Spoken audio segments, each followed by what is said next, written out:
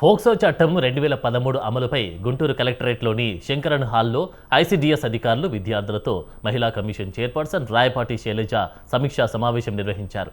ప్రభుత్వ, ప్రైవేట్ ఆసుపత్రులు, విద్యాలయాలు, స్వచ్ఛంద సేవా సంస్థలు, పరిశ్రమల్లో పనిచేసే మహిళలపై జరుగుతున్న లైంగిక దాడుల నివారణ చర్యలపై చర్చించారు.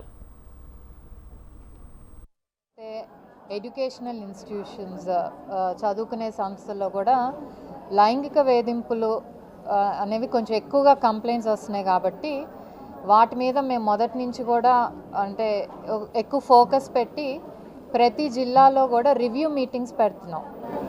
రివ్యూ మీటింగ్స్లో ఏంటంటే అవేర్నెస్, అసలు పాష్ అంటే ఏంటి, అలాగే ఐసీస్ ఫామ్ చేశారా లేదా, అలాగే ఈ ఐసీ మెంబర్స్ ఎవరైతే ఉన్నారో వాళ్ళకి ట్రైనింగ్ అయినాయా లేదా, ఇవన్నీ కూడా వెరిఫై చేసుకుంటూ, అలాగే షీ బాక్స్ పోర్టల్ గురించి ఎక్కడైతే కంపెనీస్ రిజిస్టర్ చేసుకోవటం కానివ్వండి, అలాగే ఎవరికైనా ఒక ఇష్యూ వస్తే షీ బాక్స్లో రిజిస్ట్రేషన్ చేయటం, ఇవన్నీ కూడా మేము వెళ్ళిన ప్రతి చోట చూసాం. ఎందుకంటే 13 ఏళ్ళైంది పాష్ యాక్ట్ అనేది వచ్చి, కానీ ఎక్కడా కూడా దీని ఇంప్లిమెంటేషన్ అనేది సరిగ్గా జరగట్లేదు.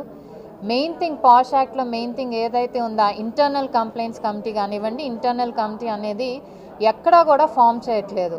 చాలామంది చాలా లైట్గా తీసుకుంటున్నారు. ఆడవాళ్ళు పడే ఇబ్బందుల్ని, ఏదైతే వర్క్ ప్లేస్లో పడే ఇబ్బందుల్ని చాలా లైట్గా తీసుకొని అదంత పెద్ద విషయం కాదులే అన్నట్టు కనీసం ఇంటర్నల్ కంప్లైంట్స్ కమిటీ కూడా ఫామ్ చేయకుండా కొన్ని కంపెనీస్ కానివ్వండి, కాలేజెస్ కానివ్వండి, దీనివల్ల ఏంటంటే ఇంటర్నల్గా సాల్వ్ అవ్వాల్సిన ప్రాబ్లమ్స్ చాలా కూడా కమిషన్ వరకు వస్తున్నాయి. ఇలా లైంగిక వేధింపుల మీద స్టార్టింగ్ మనం మొదటి నుంచి చూస్తుంటే యూజువల్లీ ఎక్కువగా మెడికల్ కాలేజెస్లో, యూనివర్సిటీస్లో, అలాగే గవర్నమెంట్